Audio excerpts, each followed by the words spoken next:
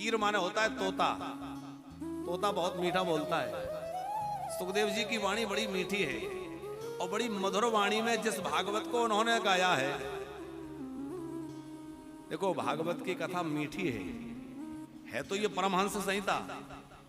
अच्छा, इसीलिए कई लोग कहते भी हैं कि ये कोई नाचने कूदने का ग्रंथ थोड़ा ही है, तो गंभीर विषय है, यह तो परमहंस संहिता है।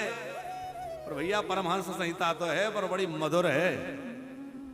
ये ऐसी कथा है कि बड़े बड़े ब्रह्मज्ञानी झूमने लग जाते हैं। हाँ, ये है कि मनोरंजन के लिए कथा ना सुने, मनोरंजन के लिए नहीं, मनोमंजन के लिए कथा सुनना है, हमारा मन साफ हो जाए।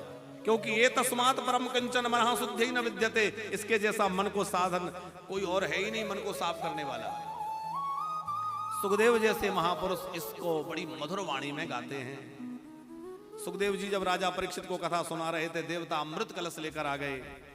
मरने वाले को अमृत से बढ़िया क्या होगा, आप इनको अमृत पिला दीजिए और बदले में भागवत हमें दे दीजिए। सुखदेव जी ने टेढ़ी नजरों से देखा, अरे स्वार्थी देवताओं, सौदा करने आयो कि कथा सुनने आयो? कथा का अधिकारी कौन नहीं है? हमारे गुरुदेव भगवान कहते हैं जो कथा की खरीद फरोख्त अथवा बिक्री करे वो कथा का अधिकारी नहीं है। ना तो कथा खरीदना चाहिए और ना कथा बेचना चाहिए।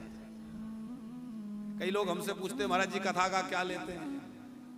हाँ, सब जगह चर्चा सब होती है, कॉल सेंटर में कॉल आते हैं कथा का क्या लेते हैं। हम कहते हैं भैया कथा का आप क्या दे सकते हैं और कथा का हम क्या ले सकते हैं? कथा का ना कोई मूल्य चुका सकता और ना हमारे पास अधिकार है कि हम कथा को बेच सकें। कथा को कोई बेच भी नहीं सकता। कथा तो भगवान की अद्भुत है। अब आप कहेंगे कि महाराज फिर कथा का मूल्य नहीं तो फिर इतना सब व्यवस्थाएं, अब वो तो सब आपकी व्यवस्थाओं में ही व्यवस्था होती है। आप कथा करेंगे, पंडाल लगाएंगे, बिजली लगाएंगे, साउंड लगाएंगे, ये लगाएंगे, वो लगाएंगे, तो वो सब व्यवस्था है।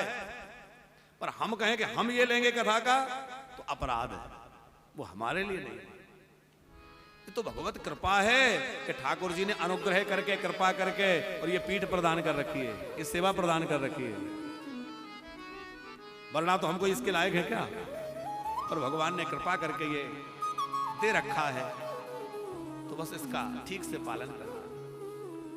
यजमानगण भी कभी ये ना सोचें कि कथा हमने इतना देकर के ले ली या हमने कथा इतना देकर कराई। कोई कितना भी दे दे, कथा को कोई खरीद नहीं सकता, और कोई कितना ज्ञानी हो जाए वो कथा को बेचने का अधिकार नहीं रख सकता। कथा को बेचा नहीं जा सकता। देवताओं को अनाधिकारी मान करके, ये अधिकारी नहीं है, ये कथा की खरीद फरोख्त की बात करते हैं। अमृत लेकर आए, फटकार लगा के सुखदेव जी ने भगा दिया, तुम कथा नहीं सुन सकते। और जब परीक्षित का मोक्ष हुआ तो सब विस्मय में भर गए। धन्य है भागवत की कथा जिसने परीक्षित को 7 दिन में मोक्ष प्रदान करा दिया।